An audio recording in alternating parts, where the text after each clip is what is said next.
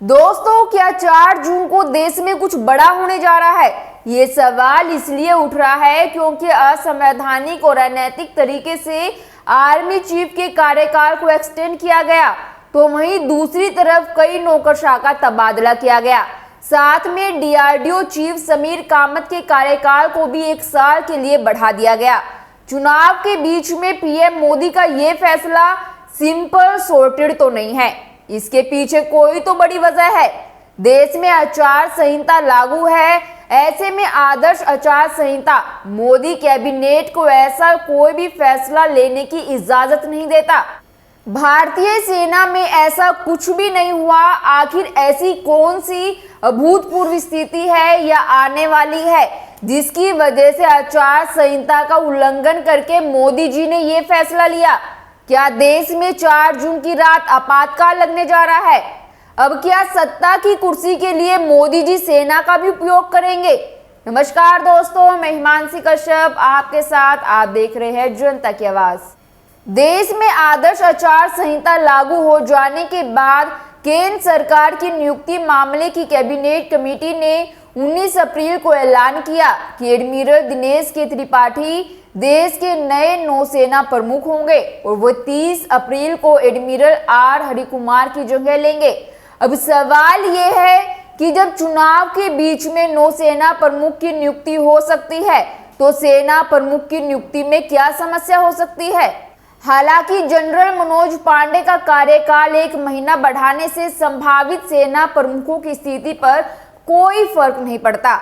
अगर इस अवधि में कोई वरिष्ठ सैन्य अधिकारी 60 साल का होकर रिटायर हो रहा होता तो इस पर ज्यादा सवाल उठते, लेकिन जो संभावित सेना प्रमुख माने जा रहे हैं उनमें लेफ्टिनेंट जनरल उपेंद्र द्विवेदी और लेफ्टिनेंट जनरल अजय कुमार सिंह का नाम प्रमुख है। ये दोनों मई में रिटायर नहीं हो रहे। इनके अलावा 3 और नाम नियुक्ति समिति के पास भेजे गए हैं। Lieutenant general M V Suchendra Kumar, lieutenant general N S Raja Subramani और लेफ्टिनेंट जनरल जेपी मैथ्यू, ये तीनों भी अभी तुरंत रिटायर नहीं होने वाले। इसके बावजूद सेना प्रमुख का कार्यकाल बढ़ाने पर सवाल इसलिए उठ रहे हैं क्योंकि यह बहुत असामान्य बात है। आमतौर पर 1 या 2 महीने पहले ही नए सेना प्रमुख के नाम की घोषणा हो जाती है। इससे पहले आखिरी बार इंदिरा गांधी ने 1975 में तत्कालीन सेना प्रमुख जनरल जीजी बेबूर का कार्यकाल बढ़ाया था और माना जाता है उन्होंने इसलिए कार्यकाल बढ़ाया था ताकि लेफ्टिनेंट जनरल पीएस भगत सेना प्रमुख नहीं बन सके। उसके बाद करीब 50 साल में पहली बार ऐसा हुआ है कि सेना प्रमुख का कार्यकाल बढ़ाया गया है। सेना नियम 1954 के नियम 16A सब क्लोज 4 के तहत जनरल पांडे का रिटायरमेंट अब 30 जून 2024 को होगा। हालांकि इससे पहले वे 31 मई को रिटायर होने वाले थे। नियम के मुताबिक कायदे में वरिष्ठ उपसेना प्रमुख लेफ्टिनेंट जनरल उपेंद्र द्विवेदी की 31 मई को रूटीन में सेना प्रमुख होना था। सेवारत COAS के रिटायर होने पर सबसे वरिष्ठ सेना कमांडर या सेना उप प्रमुख को सेना प्रमुख बनाया जाता है, लेकिन इसके बावजूद सेवा प्रमुख नियुक्त करना सरकार का ही अधिकार है। अभी तक यह परंपरा रही है कि सरकार कम से कम 1 हफ्ता पहले नए सेना प्रमुख की घोषणा कर देती है। भारतीय सेना में आमतौर पर सरकार दखल अंदाजी नहीं करती और वरिष्ठता के आधार पर नियुक्ति होती है, लेकिन मोदी सरकार ने बीच चुनाव में यह फैसला लेकर कई संशय पैदा कर दिए।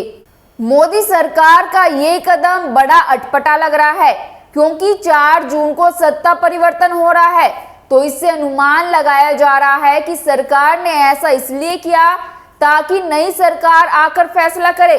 अगर ऐसा है तो क्या प्रधानमंत्री नरेंद्र मोदी जी अपनी सरकार को आता नहीं मान रहे?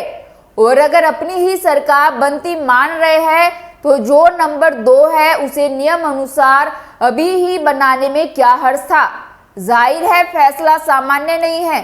एक खबर के अनुसार लेफ्टिनेंट जनरल उपेंद्र द्विवेदी की जगह सरकार उनके बाद के दक्षिण सेना commander lieutenant general Ajay Kumar Singh को सेना प्रमुख बनाना चाहती है। दोनों 30 जून को रिटायर होने हैं। फरवरी में लेफ्टिनेंट जनरल उपेंद्र द्विवेदी के उप सेना प्रमुख बनने से उनकी नियुक्ति तय थी, लेकिन अब थल सेना प्रमुख मनोज पांडे का कार्यकाल 1 महीने बढ़ाकर सरकार ने न केवल अनिश्चित बनाया है, बल्कि थल सेना प्रमुख मनोज पांडे, उप सेना प्रमुख लेफ्टिनेंट जनरल उपेंद्र द्विवेदी, दक्षिण सेना commander lieutenant general Ajay Kumar Singh, तीनों के आगे गाजर लटकाई है। अगर 4 जून को चुनाव के नतीजे गड़बड़ हुए तो कौन कितना वफादार होगा? दोस्तों, मोदी जी खुद को भगवान घोषित कर ही चुके हैं, आपको तो पता ही है।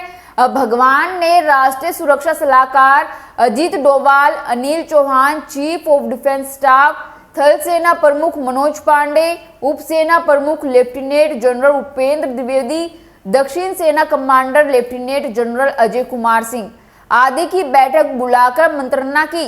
उन्हें कहे कि देश खतरे में है और वे देख रहे हैं कि पाकिस्तान या चीन की ओर से सेना बढ़ रही है, इसलिए संकट है और मैं इमरजेंसी लगा रहा हूं। पाकिस्तान पर धावा बोलो और शांति के लिए दिल्ली में सेना की 4 बटालियन तैनात करे।